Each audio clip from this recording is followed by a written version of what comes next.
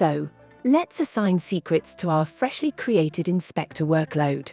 As always, if you find value in what you learned today, please give us a star on GitHub at github.com/VMware-tanzu/secrets-manager. Your support helps others discover this incredible technology. But back to our work. Again, since I'm lazy, I'll copy the code from our former workshop. This is how you can register a secret. I'll copy this, and on the terminal, I'll create a 000 register secret.sh file and paste the code into it. To quickly review the code, we are registering this secret to this workload in this namespace. While at that, I want to create a script to view the secrets associated with this workload too.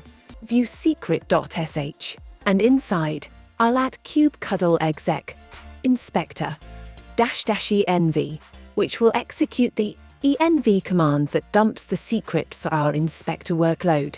Then, I'll split my screen into two terminals.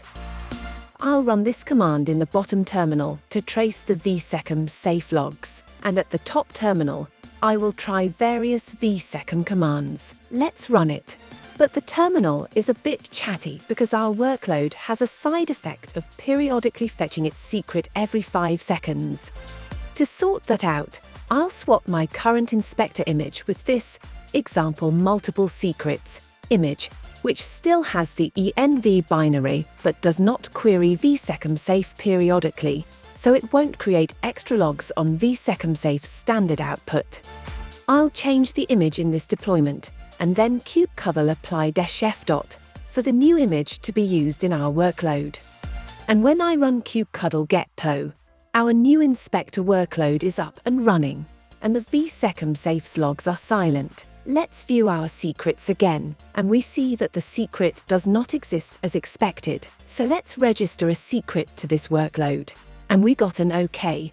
And from the vsecm safe audit logs, we can see that things went OK too. Let's run the env command on the workload to see if we can acquire the secret. View secret.sh, and we get our secret as expected. You can also associate more than one secret to the workload using this -a or append flag. I'll copy these, create a new script, and run it on the terminal to see what happens. Vim 001 append secret.sh, and then I paste the code here. It looks good. Let's run it. 001 append secret.sh. I get 2 OKs for 2 secrets appended, and the vsecm safe logs look OK too. But when I view the secret, I get an error. Failed to decode base 64 string. I'll check the source code to pinpoint what the cause of this error might be. If I'm lucky, when I search for this specific error, I will find exactly one match. If not, well, we'll talk about that later.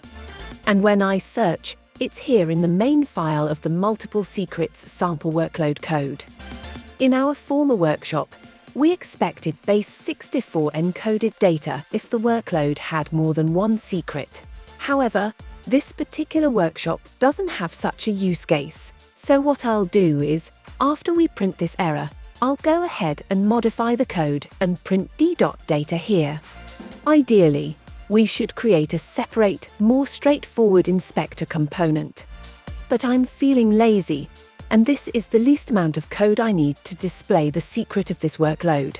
And since this is a demo workshop, I'm good with this change. But I'm taking a mental note to create a separate, more official vsecm inspector for upcoming workshops. Println raw data, then println d.data. Yes, this change would do it. But the thing is, I need to build this locally. Well, technically, I can create a public image, but I don't want to add something to the public vsecm Docker registry until I'm sure that the code works as I intended. The simplest way to create a local image for this changed example workload is to run make build local on my project root. So I'll just do that. I'll change the file on the server and then save it. Run this eval to ensure I'm talking to the local Minikube Docker registry, and then I'll run make build local. This will take a while, and I'll fast forward in time again with the magic of video editing. And the build is done. Next, I'll change my deployment to point to the local registry instead of the global Docker Hub one. Apply the changes by kubectl apply-f. And now, when I run view secret, I can see the secrets linked to this workload in an array. That done, let's try some more commands, which we'll do in the next video. And until then, keep your secrets secret.